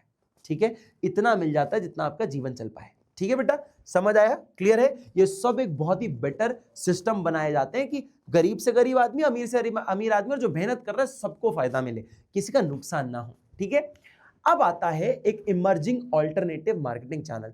अब क्या हो रहा है, नए नए मार्केटिंग चैनल्स आ रहे हैं, नए नए तरीके से डेवलप हो रहा है हमारा सिस्टम। कैसे, फार्मर्स ने सोचा कि बनाने वाला मैं, मेहनत करने वाला मैं, महीनों साल भर मैं मेहनत करता हूं और बीच में जो कमीशन खाने वाला जो एजेंट होता है ये हमसे पैसा लेकर चला जाता है। एक काम करते हैं, हम ही जाके बैठेंगे मंडी में और हम ही सामान को बेचेंगे, बीच में एजेंट की जरूरत ही नहीं है। इन्होंने क्या किया, the concept of farmers market का मतलब यह है जो बना रहा है वही मार्केट में जाके बेच रहा है, बीच में कमीशन का झंझट ही खत्म। Started to give boost to the small farmers by providing them direct access to the consumer and eliminating the middleman. Middleman को हटा ही दिया। ये बीच में जो व्यक्ति है जो फार्मर से सामान खरीदता है और बाद में मार्केट में बेचता है, इस बीच के आदमी को हटा ही दिया। जो बना रहा है वही मार्केट में बेच रहा है, बीच के मिडलमैन को काट दिया, फार्मर और कस्टमर डायरेक्ट मीट कर रहे हैं। ठीक है, ये कई सारे एग्जांपल है, तुमने अपनी मंडी का सुना होगा, पंजाब में, हरियाणा, राजस्थान में भी अपना बहुत है, हरदासपुर मंडी का नाम सुना होगा तुमने। ये काफी सारी फेमस मंडी है जहां पर फार्मर्स खुद जाते हैं और सामान बेचते हैं। इसका दूसरा एक नया तरीका है जहां पर मल्टीनेशनल कंपनीज और बड़ी बड़ी नेशनल कंपनीज के साथ फार्मर्स एक डील कर लेते हैं। क्या कर लेते हैं, जैसे मान लीजिए अगर मैं एक किसान हूं, मैं गेहूं उगाता हूं और मुझे डर लगता है कि मेरा जब गेहूं उग जाएगा तो मार्केट में मुझे सही रेट मिलेगा कि नहीं मिलेगा। अगर सही टाइम रहते मेरा अनाज नहीं बिका तो शायद सामान सड़ जाए, अनाज सड़ जाए, इस चीज का डर मुझे बना रहता है। तो मैंने क्या किया, मैंने पहले से ही ब्रिटानिया जैसी कंपनीज के साथ डीलिंग कर ली, मल्टीनेशनल कंपनीज के साथ डीलिंग कर ली। ब्रिटानिया को बनाने होते हैं बिस्किट और बिस्किट के लगता है गेहूं, तो उनने क्या किया, मेरे साथ गेहूं बनाने से पहले एक डील कर ली कि जितना भी मैं गेहूं बनाऊंगा मैं सब ब्रिटानिया को बेचूंगा। और ब्रिटानिया और मेरे बीच में मेरा एक प्राइस डिसाइड हो गया जिसमें मैं और ब्रिटानिया दोनों अग्री करते हैं कि हाँ चलो 40 रुपए के रेट पर, 40 रुपए किलो के रेट पर हम ये डील कर लेते हैं कि जितना भी गेहूं बनाऊंगा मैं 40 रुपए में ब्रिटानिया को बेच दूंगा, जिससे कि मैं उस लॉस से भर जाऊं, मतलब लॉस से पूरा हट जाऊं कि मुझे टेंशन ना हो कि मेरा सामान बिकेगा कि नहीं बिकेगा, वेस्ट ना हो जाए, सही रेट मिले ना मिले। हमारी डील में मुझे समझ आ रहा है कि मेरे को प्रॉफिट हो जाएगा और मेरा सामान वेस्ट नहीं होगा, सारा का सारा बिक जाएगा। और ब्रिटानिया को इस बात की श्योरिटी है कि हमें सामान मिल जाएगा तो हमारे बिस्किट बन जाएंगे। तो ये आपस में एक अलायंस बन जाता है, ठीक है, इसे हम अलायंस कहते हैं। बड़ी कंपनी सीधा फार्मर से कांटेक्ट कर लेती है, जैसे केचप बनाने वाली कंपनीज क्या करती होंगी, जो टमाटर बनाते होंगे फार्मर्स, उनसे कांटेक्ट कर लेती होगी। तो सेम वे ऐसे ही चलता है। शक्कर बनाने वाली इंडस्ट्रीज किसके साथ काम करती होंगी, शुगर केन वालों के साथ। तो समझ पाए ना क्या कॉन्टैक्ट है। वैसा अब 2020 में एक बड़ा आंदोलन हुआ था जब फार्म बिल आया था ना, जिसमें एग्रीकल्चर एक्ट का बात करते हैं। ये फार्म बिल में बहुत सारे जो फार्मर्स हैं वो लोग इससे ऑपोजिशन में थे और बहुत बड़ा हंगामा हुआ था, जिसमें रेड फोर्ट पे चढ़कर, आपने ये देखा होगा, रेड फोर्ट पर चढ़ गए थे और बहुत सारा केओस हो गया था। इस केओस का ये 2021 में पहली बार ऐसा, मतलब पहली बार नहीं, ऐसा काफी बार हो चुका है, पर एक बहुत बड़ा डिसीजन, एक एक्ट को ही आपने वापस ले लिया, सरकार ने वापस लेना पड़ा, क्योंकि फार्मर्स ने इतना प्रोटेस्ट किया, फार्मर्स प्रोटेस्ट हुआ था ना, इतना प्रोटेस्ट किया कि सरकार को अपना एक्ट वापस लेना पड़ा। यह भी एक बहुत बड़ा एक क्या बोलते हैं, एक डेट का एक बहुत बड़ा इवेंट है जो आपको पूछा जा सकता है, क्योंकि रीसेंट है और एक बहुत बड़ा डिसीजन है बेटा। कोई एक्ट को सरकार वापस ले लेती है जो पार्लियामेंट में पास हुआ है, वो एक बहुत बड़ी चीज होती है। ठीक है बेटा, समझ आया। चलो जी, अब आता है एग्रीकल्चर डाइवर्सिफिकेशन। इसका मतलब क्या होता है, अब लोग ना उब चुके हैं फार्मिंग कर करके, वो चाहते हैं कि फार्मिंग में इतना पैसा हमें मिल नहीं पा रहा है और हमें नुकसान भी हो रहा है, तो एक काम करते हैं, हम फार्मिंग से अलग हटके भी काम करते हैं, या फार्मिंग करें तो सिर्फ एक चीज की नहीं, बहुत सारी चीजों की करें। तो डाइवर्सिफिकेशन का मतलब होता है, जैसे मकड़ी के जाले होते हैं ना, वैसे अलग अलग फील्ड्स में घुस जाओ, इधर से भी पैसा कमाओ, इधर से भी पैसा कमाओ, इधर से भी पैसा कमाओ, जिससे कि कभी बेरोजगारी ना आ जाए, ऐसा ना हो जाए कि हमारे पास पैसे की कमी हो जाए। तो आदमी हर जगह पैर मारता है, ठीक है, हर जगह हाथ पैर मारता है। Agriculture diversification relates to change in cropping patterns और shifting of workforce from agriculture to other allied services। जैसे कि एग्रीकल्चर छोड़ के, या फिर मान लो 3 महीने किसानी करी, 6 महीने किसानी करी, बाकी 6 महीने मटकी बना रहे हैं, है ना, बाकी के 6 महीने खाट बना रहे हैं, कपड़ा बना रहे हैं, ऐसी कुछ एक्टिविटी, या दूध की डेयरी चला रहे हैं, ऐसा कुछ काम कर रहे हैं। रीजन क्या है बेटा, रीजन का मतलब यह है कि आप परमानेंटली इनकम कमाते रहो 12 महीने, ऐसा ना हो कि आपका जो खेती का सीजन है सिर्फ उस टाइम पे पैसा कमा रहे हो, बाकी इस टाइम पे आप बेरोजगार बैठे हो, ऐसा ना हो। तो आप अपना समय को यूटिलाइजेशन कर रहे हो और आप लगातार पैसा कमा रहे हो। तो मेजर रीजन क्या है, आपको हमेशा पैसा मिलता रहे, हमेशा आप लगे रहो और हमेशा आपको काम मिलता रहे। दूसरी चीज बेनिफिट्स क्या है इसके बेटा, ये प्रोवाइड करती है सस्टेनेबल लाइवलीहुड को। जैसे कि लोग क्या करते हैं ना, अगर मान लो उनको बीच में कभी फ्री टाइम मिल रहा है जहां पे उनकी कोई कमाई नहीं हो रही है, जैसे जो लोग कॉन्ट्रैक्टर्स होते हैं जो रोड बनाते हैं, उनको बारिश के सीजन में कोई काम नहीं होता, क्योंकि बारिश के सीजन में रोड बना ही नहीं सकते, जो भी बनाओगे सब बारिश उसको बहा देगी, कुछ बन ही नहीं पाएगा। तो उस चक्कर में क्या होता है, उन टाइम पे वो खाली बैठे रहते हैं। इसीलिए ऐसे एग्रीकल्चर सेक्टर में जिस टाइम पे आपको खाली बैठना होगा, तो वहां पर आप आराम से अपना दूसरा काम कर सकते हो और एक बेटर अपने लिए लिविंग कंडीशंस बना सकते हो। ठीक है, एक बेटर एम्प्लॉयमेंट अपॉर्चुनिटीज डेवलप होगी और सीजनल पीरियड जो ऑफ है ना, उसमें आप अच्छा खासा पैसा बना पाओगे। ठीक है बेटा, समझ आया, क्लियर है। अब देखो डाइवर्सिफिकेशन इन क्रॉप प्रोटेक्शन क्या होता है। क्रॉप प्रोडक्शन का मतलब यह है कि आपने अगर ये गेम खेला होगा, जैसे मैंने गेम खेला, एक हेडे नाम का गेम था, हेडे नाम का गेम था बेटा। वो गेम क्या करता था, उसमें आपका खुद का एक फार्म होता था और आपके पास कुछ छोटी सी जमीन होती थी, तो उस जमीन में जो आप उगाना चाहो उगा सकते हो। तो मैं क्या करता था, इस एरिया में से जमीन अगर बहुत बड़ी, तो इस एरिया में मैंने गेहूं उगा दिए, इस एरिया में मैंने मूली उगा दी, इस एरिया में पत्ता गोभी उगा दी, इस एरिया में मैंने पालक उगा दिया, इस एरिया में मैंने कद्दू उगा दिए, इसमें गाजर उगा दी, इसमें भाई साहब कुछ उगा दिया। तो बेसिकली जो गेम था ना वो ऐसे ही होता है, इसे हम क्रॉप प्रोडक्शन कहते हैं। ये एक कॉन्सेप्ट ऐसा है, मल्टीपल क्रॉपिंग सिस्टम ऐसा होता है कि इस सिस्टम में आप जमीन एक है लेकिन आप 4 तरह की फसल उगाते हो। इससे होता क्या है, अगर आपकी अगर कोई जरूरत है तो वो भी पूरी हो जाती है और मार्केट में आप 4 तरह की चीज बेच पाते हो अलग अलग रेट्स पे। तो अगर मान लो कोई भी एक चीज है, उससे डबल फायदे मिल जाते हैं आपको, मल्टीपल क्रॉपिंग से आपको ज्यादा फायदा मिलता है।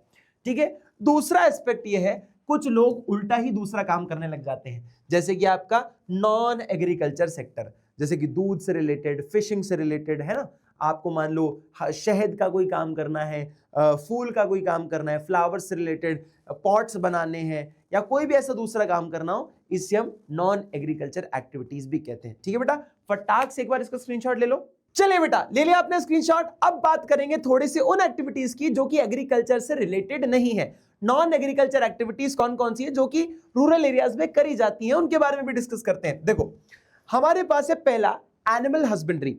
एनिमल हस्बेंड्री का मतलब है कि आप एक ऐसा जो कि लाइव स्टॉक्स के रिलेटेड अगर फार्मिंग करते हो, जैसे कि आप अगर pigs poultry farming, buffalo cows, अगर शीप गोट्स के अगर रिलेशन में कोई काम करते हैं उसे हम एनिमल हस्बेंड्री कहते हैं। इसके अंदर क्या होता है बेटा, इसके अंदर ब्रीडिंग होती है, रेयरिंग होती है, केयरिंग होती है ऑफ फार्म एनिमल्स। जैसे कि शीप से आपको क्या मिल जाएगा बेटा, वूल मिल जाएगा, वुलन मिल जाएगा, ठीक है आपको। और पिग से क्या मिलेगा बेटा, पिग से आपको बेकन मिल जाएगा, है ना।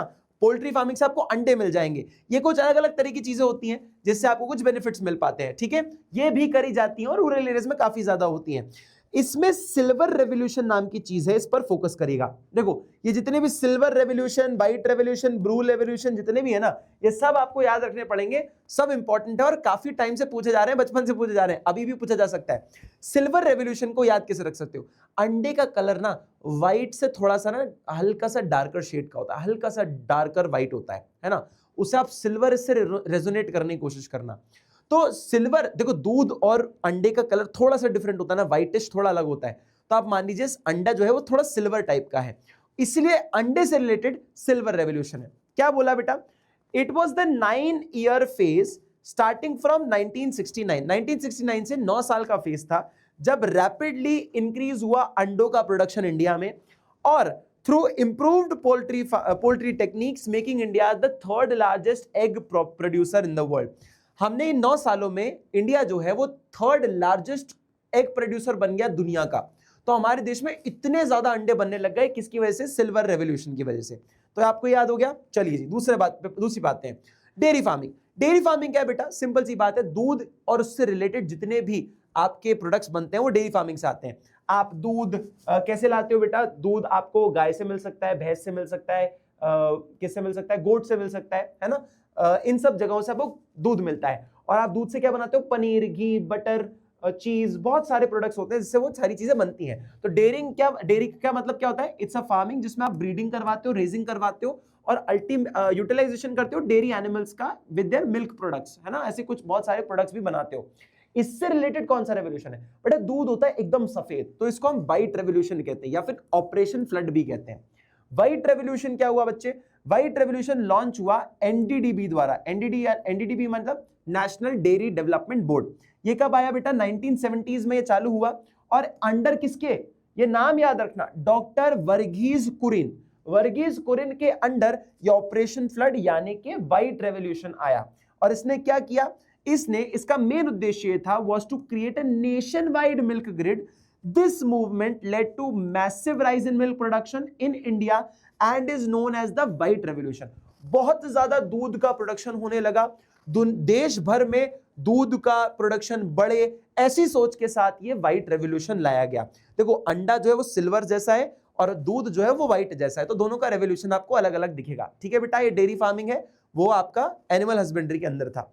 अब आ रहा है आईटी क्या बच्चे, देखो रूरल एरिया को पीछे मत समझो दोस्त, रूरल एरिया में भी बहुत सारे आईटी वाले काम होते हैं और वहां पर भी काफी ज्यादा प्रोडक्शन होता है। जैसे सेमीकंडक्टर्स हैं, स्मॉल छोटी छोटी इंडस्ट्रीज हैं जो कि ये ऐसे आईटी कंपनीज चलाती हैं ना, छोटे छोटे काम होते हैं वो आपके रूरल एरिया से करे जाते हैं। जैसे टेलीकम्युनिकेशन का कोई काम हो गया, अगर आपको कोई कम्युनिकेशन या इंफॉर्मेशन का ट्रांसमिट करने का काम है, तो अगर कोई इंफॉर्मेशन को स्टोर करना है उसके कोई काम है, तो वो सारे आपको रूरल एरियाज में मिल जाएंगे। तो आईटी रिलेटेड काम भी रूरल एरियाज में होता है, ठीक है।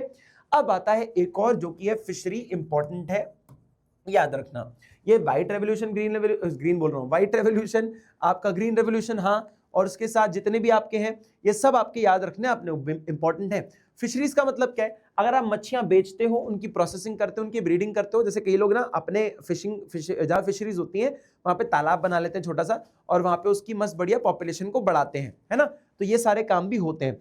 फिशरीज जो है ना अपने देश में एक अच्छा खासा पार्ट रोल प्ले करता है। कैसे, ये इंडिया की जीडीपी का 0.9% है, लेकिन इसकी कंडीशन ज्यादा खराब है। कैसे, देखो जो लोग फिशिंग में काम करते हैं वो पानी को मदर बॉडी की तरह ट्रीट करते हैं। 65% जो फिश प्रोडक्शन होता है वो इनलैंड यानी कि जो हमारे इंडिया की जो बॉर्डर्स है ना उसके अंदर होता है, जैसे कि पॉन्ड्स, लेक, इनसे होता है। और 35% जो फिश का प्रोडक्शन और उसकी जो फिशिंग होती है वो समुद्र से होता है। ये सारे लेक और पॉन्ड से ये सब 65% प्रोडक्शन होता है, ठीक है। वुमेन जो है वो 60% एक्सपोर्ट करती हैं, एक्सपोर्ट मार्केटिंग में है, और 40% जो है वो इंटरनल मार्केटिंग में, मतलब बेसिकली इंडिया के अंदर बेचते हैं 40% और बाकी बाहर भी जाता है बहुत ज्यादा। मोर क्रिएटिव क्रेडिट सपोर्ट विया कोऑपरेटिव और self help group. Self help group की वजह से और थोड़ा सा क्रेडिट सिस्टम है उनकी वजह से इनको पैसा मिल जाता है। जबकि इनकी सबसे बड़ी प्रॉब्लम ये, इनके पास सबसे ज्यादा अंडर एम्प्लॉयमेंट है, सबसे ज्यादा अनपढ़ लोग यही हैं, इनके ऊपर कर्जा सबसे ज्यादा है, इनकी अर्निंग सबसे कम है। ये वही लोग हैं जिनकी कंडीशन सबसे खराब है। तो ये ऐसे लोग हैं, बहुत तंगी में रहते हैं और बहुत बहुत मुश्किल में रहते हैं लोग, ठीक है। फिर आता है ब्लू रेवोल्यूशन। ब्लू रेवोल्यूशन क्यों है? पानी से रिलेटेड है इसलिए ब्लू रेवोल्यूशन है, फिशिंग से रिलेटेड है, ठीक है बेटा। नील क्रांति मिशन भी कहते हैं इसको, ठीक है। ये लॉन्च हुआ during 1985 to 1990 to develop and promote the fisheries, aim to double the farmers income. Hiralal Chaudhary is known as the pioneer of the blue revolution. Blue revolution को चालू करने वाला या उनको शुरुआत करने वाला कौन था? First person was the Hiralal Chaudhary, ठीक है। समझ आया बच्चे? तो ये भी आपको याद रखना है, इंपॉर्टेंट है, याद रखना है बेटा, ठीक है। Horticulture again very very important, बहुत ज्यादा इंपॉर्टेंट है। इससे मेजरली सवाल काफी बार दिखे गए सबसे ज्यादा। अगर सबसे कंपेयर करूं तो कंपैरेटिवली इसमें ज्यादा सवाल पूछा जाता है, ठीक है। तो ये एक इंपॉर्टेंट पॉइंट हो जाता है। हॉर्टिकल्चर किससे रिलेटेड है? हॉर्टिकल्चर रिलेटेड है आपके fruits, vegetable, tuber crops. Tuber crops यानी कि अंडरग्राउंड जो आपके फसल उगती हैं उन्हें कहते हैं, जैसे कि आलू अंडरग्राउंड उगता है, ठीक है। Flowers, medicinal, aromatic plant, spices, plantation crops, honey, bee keeping, ये सब किससे आता है बेटा? हॉर्टिकल्चर से आता है। फूल पत्ती उगाना हो, फल फ्रूट की अगर बात करनी हो, उसके साथ मेडिसिनल कोई प्रॉपर्टीज वाले प्लांट हो, है ना, नर्सरीज अगर का काम करना हो तो सब हॉर्टिकल्चर का आता है। बी कीपिंग यानी कि मधुमक्खी से रिलेटेड, शहद से रिलेटेड अगर कोई काम करना हो तो भी वो हॉर्टिकल्चर के अंदर ही आता है बेटा, ठीक है। ये 1/3 लार्जेस्ट एग्रीकल्चर कंट्रीब्यूशन है, कंट्रीब्यूट करता है 1/3 जो प्रोडक्शन होता है एग्रीकल्चर में, उसका 1/3 हिस्सा इससे आता है, हॉर्टिकल्चर से आता है। 6% जो है जीडीपी का कंट्रीब्यूट करता है बेटा। India is world leader in fruits and spices. मसालों और फ्रूट्स में इंडिया वर्ल्ड लीडर है और सेकंड लार्जेस्ट है in the fruits and vegetable, ठीक है। अच्छा, India is world leader in fruits and spices and is the second largest producer of fruits and, ये बार बार नहीं आ गया, India is the world leader. अच्छा हाँ ठीक है, मतलब ये 2 बार आ गया, चलो ठीक है, कोई बात नहीं, कोई बात नहीं, 2 बार आ गया है। तो India is the world leader in fruits and spices. Fruits and spices में वर्ल्ड लीडर है, ठीक है, क्योंकि एक्सपोर्ट करता है ना। इस सेंस में अगर ये कहा जा सके तो ऐसा हो सकता है कि वर्ल्ड लीडर है फ्रूट्स में क्योंकि एक्सपोर्ट ज्यादा है, और प्रोडक्शन सेंस में शायद सेकंड पे आता है फ्रूट्स के सेंस में। बाकी मोटा मोटी आप देखोगे तो ऐसे कोई इतना टेक्निकल नहीं है, कोई इतना पूछेगा नहीं तुमसे कि फ्रूट्स में बताओ कितना प्रोडक्शन हो रहा है, इतना दिमाग नहीं लगाना इसमें। सिंपल से बात समझ लो, स्पाइसेस में तो हम फर्स्ट हैं और फ्रूट्स एंड वेजिटेबल पे भी हम टॉप 3 में आते हैं, ठीक है, टॉप 2 टॉप 3 में आते हैं, इतना अपने लिए काफी है। Horticulture has improved farmers income and supported unprivileged group. जो हॉर्टिकल्चर है ना, वो अनप्रिविलेज्ड, जिनके पास ज्यादा पैसा नहीं है, जिनके पास ज्यादा इनकम नहीं है, उनको काफी सपोर्ट करता है। तीसरी चीज, women find good employment in flower harvesting, nurseries, hybrid seeding, tissue culture and food processing। औरतें जो हैं उनको फूल पत्तियों का ज्यादा शौक है। तो जो हमारे यहाँ पे औरतें हैं जिनको काम नहीं है या फिर जिनके पास बाहर जाने का मौका नहीं काम करने का, वो नर्सरीज खोल लेती हैं, है ना, वहां पे फूल वगैरह उगाती हैं, प्लांटिंग का काम करती हैं। आपने देखा होगा ना फूल कितना ज्यादा हमारे यहाँ पे बिकते हैं, आपने देखा होगा पूजा के लिए फूल लगते हैं, माला के लिए फूल लगते हैं, फ्लावर आप किसी को गिफ्ट देते हो, बुके देते हो, तो इसमें भी लगता है। तो इसमें नर्सरीज काफी बड़ा रोल प्ले करती है और अच्छा खासा इनकम होती है। इससे रिलेटेड गोल्डन रेवोल्यूशन है बेटा। Golden revolution refers to a sharp rise in horticulture production, fruits, vegetable, flower in India during 1991 to 2003। It made India the world leader in producing mangoes, bananas, coconut and spices. Nirpak Tutej is known as the father of golden revolution. golden revolution के father कौन माने जाते हैं? निरपाक Tutej. निरपाक Tutej is the father of golden revolution। इन्होंने major contribution दिया है golden revolution लाने के लिए, ठीक है बेटा, समझ आया। अब एक और पॉइंट है, नॉलेज पर्पस के लिए ठीक है, सैगी नाम की एक योजना है जिसे हम सांसद आदर्श ग्राम योजना कहते हैं। इस योजना के अंदर क्या किया गया, जितने भी आपके मेंबर ऑफ पार्लियामेंट वाले लोग हैं, है ना, जितने भी आपके सांसद हैं, यानी कि मेंबर ऑफ पार्लियामेंट, क्या लिखा है इसमें? सांसद आदर्श ग्राम योजना। इसमें आपको शॉर्ट में बता देता हूं, एमपी को ये ड्यूटी दी गई कि आप जिस कॉन्स्टिट्यूएंसी से आप जीत कर आते हो, जिस इलाके से आपको वोट मिलते हैं और आप एक मेंबर ऑफ पार्लियामेंट बनते हो, उस कॉन्स्टिट्यूएंसी के अंदर आपको 2016 में कोई सा एक विलेज लेना है, और वो विलेज ना आपका हो, ना आपकी वाइफ का हो, या आपके हस्बैंड का हो, ठीक है, स्लैश हस्बैंड, या बोल दो आप बेसिकली स्पाउस का, कोई आपके स्पाउस या रिश्तेदार का नहीं होना चाहिए वो गांव होना चाहिए कोई और जो आपका या आपकी वाइफ या आपके रिश्तेदारों के रिलेशन में ना हो, ठीक है।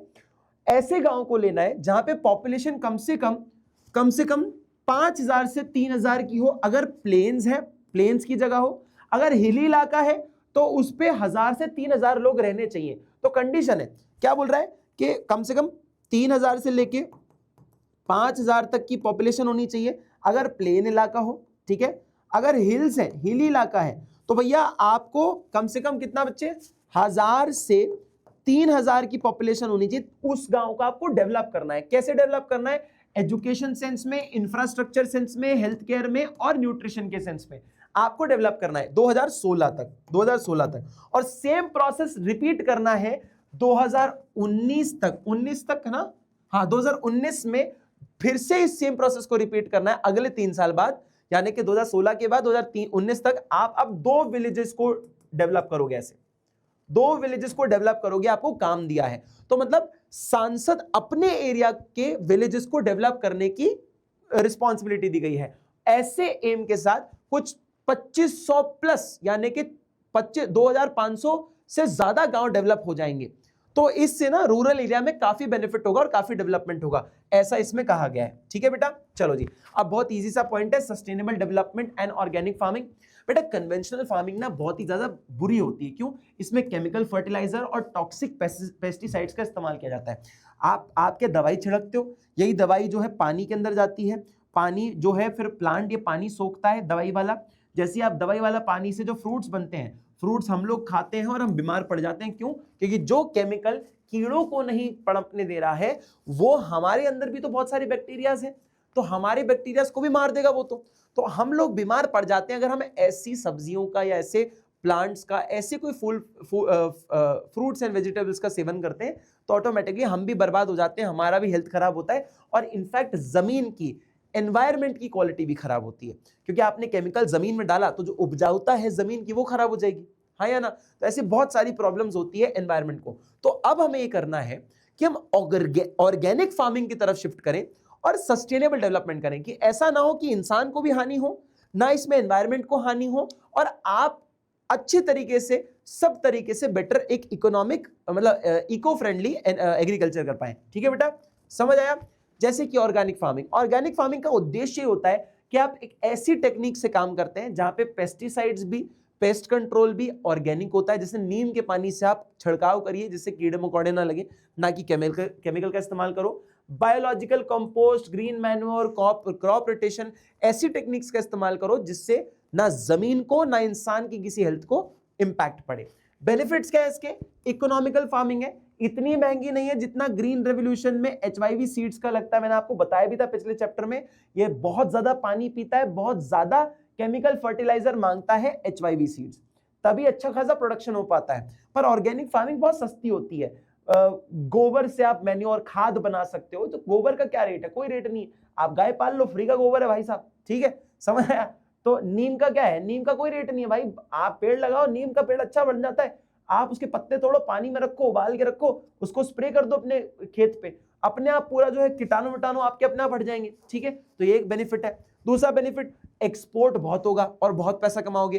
कोई भी ऑर्गेनिक जो हेल्दी चीज होती है वो महंगी बिकती है, और बहुत हमारे यहाँ पे बेसिकली माना जाता है इंडिया में जितनी भी ऑर्गेनिक फार्मिंग होती है वो इंडिया के लिए नहीं, फॉरेन के लिए होती है। फॉरेन वाले अच्छा पैसा देते हैं इस चीज का, हमारे तो धनिये पे भी लड़ लेते हैं हम लोग।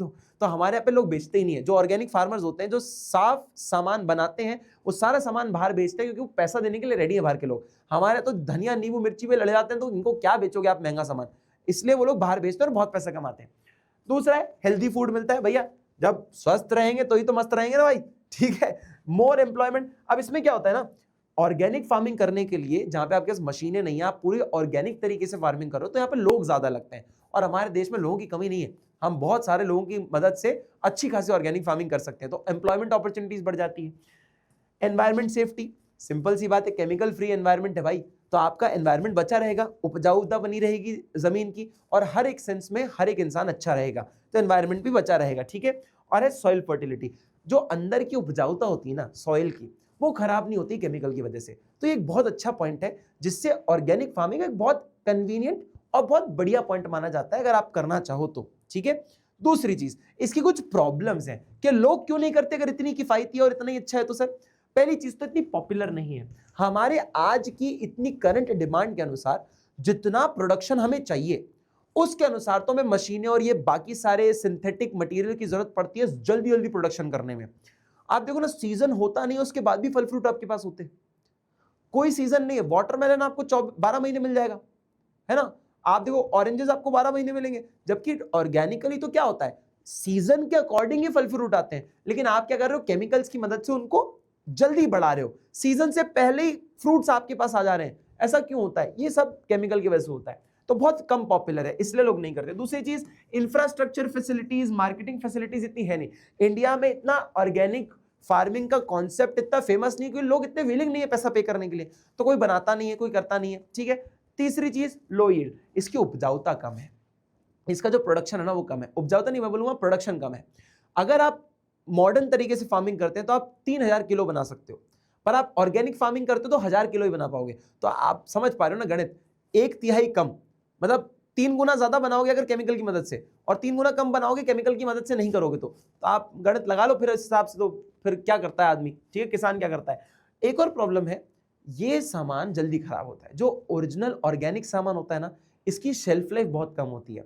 शेल्फ लाइफ बढ़ाने के लिए प्रेजर्वेटिव्स डाले जाते हैं, जो कि उनकी लाइफ को बढ़ा देता है, किसी चीज को मरने ना देना। तो आप सोचो कैसी कैसी चीजें डाली जाती होंगी जिससे कि मरी ना पाए, फल फ्रूट ये सब चीजें।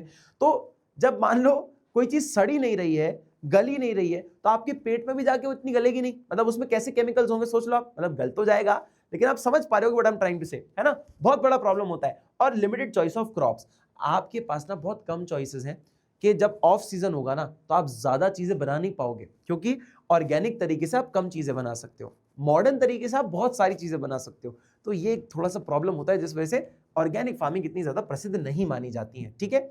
इवैल्यूएशन क्या है पूरे रूरल डेवलपमेंट से, क्या समझ पाए।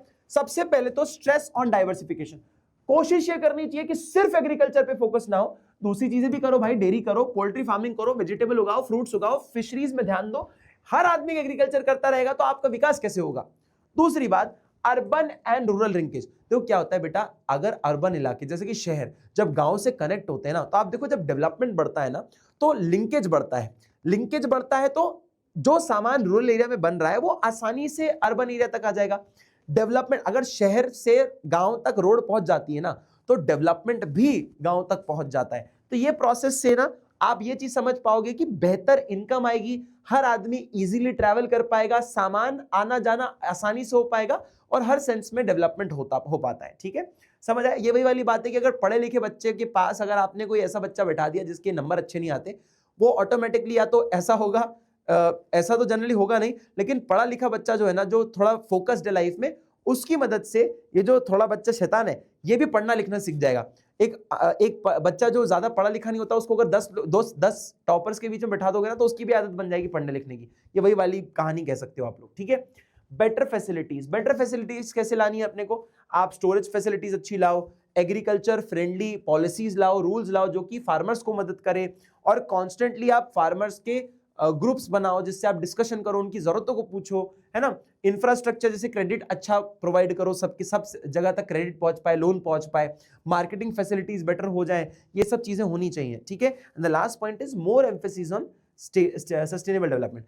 टेक्नोलॉजीज का जितना कम इस्तेमाल कर सको करो, अवॉइड करो ऐसी टेक्नोलॉजी जो कि इको फ्रेंडली ना हो, ऐसी टेक्नोलॉजी का इस्तेमाल करो जो कि एनवायरनमेंट को खराब ना करे और इंसान की हेल्थ को खराब ना करे।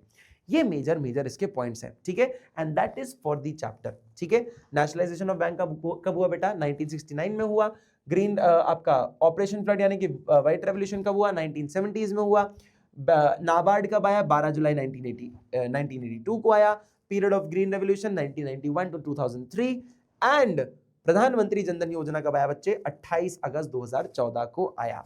आई होप कि आपको ये वीडियो पसंद आया होगा। आई नो थोड़ा सा लंबा टॉपिक था, वीडियो भी हल्की सी लंबी बनी होगी, बट आपको जो पढ़ना है वो पढ़ना ही पड़ेगा और डिटेल तरीके से बनाया है मैंने। ऐसा नहीं है कि आपको लगेगा कि सर ऊपर ऊपर से पढ़ा दिया, बस नाम का वन शॉट है। अगर किसी बच्चे ने ये देख लिया है ना, तो आपको पूरी तरीके से चैप्टर समझ आया होगा और आपका हर एक कोना कवर हुआ है। मैंने हर पॉलिसी, हर एक चीज को बहुत विस्तार से अच्छे से समझाया है।